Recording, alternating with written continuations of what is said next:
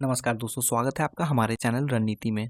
दोस्तों, आज हम एक ऐसी मिसाइल के बारे में बात करने वाले हैं जिसका भारतीय सेना में शामिल होना एक बड़ा जियोपॉलिटिकल इवेंट है और इसका डायरेक्ट इम्पैक्ट भारत के दो पड़ोसी देशों पर पड़ेगा। 800 किलोमीटर की स्ट्राइक रेंज वाली ब्रह्मोस मिसाइल भारतीय आर्म फोर्सेस का हिस्सा बनने के लिए तैयार है और यह भारत के स्ट्रैटेजिक पावर में एक ऐसा अपग्रेड है जो चीन और पाकिस्तान के मौजूदा मिलिट्री इक्वेशंस को बदल सकते हैं।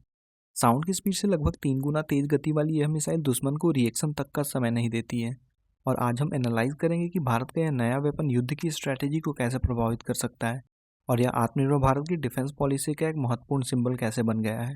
दोस्तों, ब्रह्मोस का नाम भारत की ब्रह्मपुत्र और रूस की मॉस्कोवा नदी के नामों को मिलाकर रखा गया है, जो इसके ज्वाइंट डेवलपमेंट को दर्शाता है। यह एक सुपरसोनिक क्रूज मिसाइल है जो फायर एंड फॉरगेट के प्रिंसिपल पर काम करती है। इसका अर्थ है कि एक बार टारगेट लॉक होने के बाद मिसाइल खुद ही उसे खोज कर डिस्ट्रॉय कर देती है। पहले भारत 290 और 450 किलोमीटर की मारक क्षमता वाले ब्रह्मोस वर्जन्स को ऑपरेट कर रहा था, लेकिन 2016 में मिसाइल टेक्नोलॉजी कंट्रोल रिजीम यानी MTCR का मेंबर बनने के बाद भारत के लिए मिसाइल तकनीक में विस्तार पर लगी रिस्ट्रिक्शन हट गई। इसी के रिजल्ट में अब 800 किलोमीटर रेंज का नया संस्करण डेवलप किया गया है जो सेना में शामिल होने के लिए बिल्कुल तैयार है। इसका मतलब यह है कि जो लक्ष्य भारतीय सेना के पहुंच से पहले बाहर थे, अब वे सीधे इसकी स्ट्राइक रेंज में आ जाएंगे। यह मिसाइल मैक 2.8 से मैक 3 यानी लगभग 3700 किलोमीटर प्रति घंटे की स्पीड से अपने लक्ष्य की ओर बढ़ती है। इसकी तेज गति के कारण मॉडर्न एयर डिफेंस सिस्टम के लिए भी इसे रोक पाना एक चैलेंज है, क्योंकि उन्हें रिएक्शन के लिए कुछ ही सेकंड का समय मिलता है। DRDO ने इसे स्वदेशी नेविगेशन सिस्टम, बूस्टर और सीकर से लैस किया है, जो इसे इलेक्ट्रॉनिक जैमिंग जैसे तकनीकों के खिलाफ अधिक सिक्योर बनाता है। इसे लैंड, सी और एयर तीनों प्लेटफॉर्म से लॉन्च किया जा सकता है, जो इसे भारतीय सेना के स्ट्रैटेजी का एक वर्सटाइल और शक्तिशाली हिस्सा बनाता है। पाकिस्तान के स्ट्रैटेजिक डेप्थ की कॉन्सेप्ट को एक नई चुनौती का सामना करना पड़ रहा है दोस्तों। इस अवधारणा के अनुसार उनके प्रमुख मिलिट्री ठिकाने और शहर भारतीय सीमा से इतनी दूर थे कि वे सेफ माने जाते थे, लेकिन 800 किलोमीटर की मारक क्षमता ने इस इक्वेशन को बदल कर रख दिया है। अब भारतीय वायुसेना के Su-30 MKI विमानों को पाकिस्तानी एयर स्पेस में प्रवेश करने की जरूरत ही नहीं है। वे भारतीय सीमा के अंदर रहते हुए ही पाकिस्तान के अंदरूनी हिस्सों में स्थित टारगेट्स को निशाना बना सकते हैं। इसमें इस्लामाबाद, रावलपिंडी स्थित आर्मी हेडक्वार्टर यानी GHQ, सरगोदा एयरबेस और गवादर कराची बंदरगाह जैसे इंपॉर्टेंट ठिकाने शामिल है। 450 किलोमीटर की रेंज वाले संस्करण ने अपनी एक्यूरेसी पहले ही प्रूव कर दी है। अब दोगुनी रेंज के साथ भारत अपने सैनिकों को रिस्क में डाले बिना दुश्मन के एरिया में अंदर तक हमला करने की क्षमता रखता है। अब दोस्तों, पाकिस्तान के अलावा 800 किलोमीटर की ब्रह्मोस चीन के लिए भी एक बड़ी स्ट्रैटेजिक चैलेंज प्रस्तुत करती है। हिमालय के दुर्गम पहाड़ी इलाकों में जहां कन्वेंशनल वॉर लड़ना मुश्किल होता है, ब्रह्मोस जैसा स्टैंड ऑफ वेपन भारत को एक स्ट्रैटेजिक एज दे सकता है। फॉर एग्जाम्पल, भारतीय वायुसेना का Su-30 MKI अरुणाचल या लद्दाख के अपने हवाई क्षेत्र से ही तिब्बत में चीन द्वारा बनाए गए मिलिट्री बेसिस, रेलवे लाइन और सप्लाई डिपोट्स को निशाना बना सकती है। चीन की वो सभी सप्लाई लाइन्स जो सीमा पर उसकी सेना को मजबूत करती है, अब सीधे तौर पर भारतीय मिसाइलों के रेंज में है। पहाड़ों में ब्रह्मोस की टेरेन हगिंग कैपेबिलिटी यानी जमीन के करीब रहकर उड़ने की खासियत इसे रेडार से बचने में मदद करती है और अधिक इफेक्टिव बनाती है। यह घाटियों के बीच से नीचे उड़ते हुए रेडार की पकड़ में आए बिना अपने लक्ष्य तक पहुंचती है।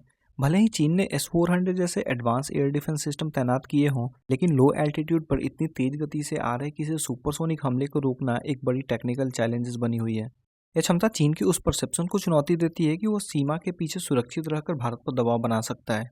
ब्रह्मोस की इस बढ़ी हुई क्षमता को आत्मनिर्भर भारत कैंपेन की एक महत्वपूर्ण अचीवमेंट के रूप में देखा जा रहा है। यह दर्शाता है कि भारत डिफेंस इक्विपमेंट के लिए अपने एक्सटर्नल डिपेंडेंसी कम कर रहा है। DRDO के वैज्ञानिकों और इंजीनियर्सों ने साबित कर दिया है कि भारत अब डिफेंस टेक्नोलॉजी का केवल इंपोर्टर नहीं है, बल्कि एक मैन्युफैक्चरर और एक्सपोर्टर भी बन रहा है। दोस्तों, अब इस मिसाइल के डेवलपमेंट में इंडिजिनस टेक्नोलॉजी का उपयोग भारत को स्ट्रैटेजिक रूप से अधिक इंडिपेंडेंट बनाता है। लखनऊ की नई ब्रह्मोस मैन्युफैक्चरिंग यूनिट में इन मिसाइलों का प्रोडक्शन तेजी से किया जा रहा है, जो न केवल एक हथियार का निर्माण है बल्कि देश में एक डिफेंस इकोसिस्टम को भी डेवलप कर रहा है। आज भारत ब्रह्मोस का न केवल यूज कर रहा है बल्कि दूसरे देशों में इसका एक्सपोर्ट भी कर रहा है। फिलीपींस ने पहले ही अपने मैरीटाइम सिक्योरिटी के लिए भारत से ब्रह्मोस मिसाइलें खरीदी है और कई अन्य देश भी इसमें इंटरेस्ट दिखा रहे हैं। यह मेक इन इंडिया पॉलिसी का एक ठोस उदाहरण है, जो भारत को एक ग्लोबल डिफेंस पावर के रूप में स्थापित करने में मदद कर रहा है। 800 किलोमीटर रेंज की ब्रह्मोस एक इम्पॉर्टेंट माइलस्टोन है दोस्तों, लेकिन रिसर्च अभी जारी है। DRDO का अगला गोल ब्रह्मोस 2 है, जो एक हाइपरसोनिक मिसाइल होगी। अनुमान है कि यह ध्वनि की स्पीड से 7 से 8 गुना तेज यानी मैक 7 या मैक 8 की गति से 1500 किलोमीटर तक मार कर सकेगी। इतनी अधिक गति पर किसी मिसाइल को करंट टेक्नोलॉजी से रोकना लगभग इम्पॉसिबल माना जाता है। इसके साथ ही ब्रह्मोस NG यानी नेक्स्ट जनरेशन पर भी काम चल रहा है। यह आकार में छोटा और वजन में हल्का होगा, जिसे सुखोई के अलावा भारत के स्वदेशी तेजस लड़ाकू विमान पर भी डिप्लॉय किया जा सकेगा। यह भारतीय वायुसेना की स्ट्राइक कैपेबिलिटी को और बढ़ा देगा। इन शॉर्ट 800 किलोमीटर रेंज की ब्रह्मोस मिसाइल केवल एक वेपन नहीं है, बल्कि यह भारत की डिफेंस पॉलिसी में एक महत्वपूर्ण बदलाव का साइन है। यह भारत की डिटरेंस कैपेबिलिटी को उस स्तर पर स्थापित करती है जहां कोई भी एडवर्सरी देश भारत के खिलाफ कोई कदम उठाने से पहले सोचेगा। यह मिसाइल भारत की अखंडता की रक्षा के लिए एक शक्तिशाली टूल है, जिसे चैलेंज करना आसान नहीं होगा। दोस्तों, इस विषय पर आपके क्या विचार हैं? क्या 800 किलोमीटर की ब्रह्मोस चीन और पाकिस्तान के विरुद्ध भारत का सबसे बड़ा स्ट्रैटेजिक एडवांटेज साबित होगी? अपनी ओपिनियन कमेंट्स में जरूर बताएं। यदि आपको यह वीडियो इन्फॉर्मेटिव लगा हो तो इस वीडियो को लाइक करें और शेयर करें, और इसी तरह के जियोपॉलिटिकल एनालिसिस के लिए हमारे चैनल को सब्सक्राइब करना बिल्कुल ना भूलें।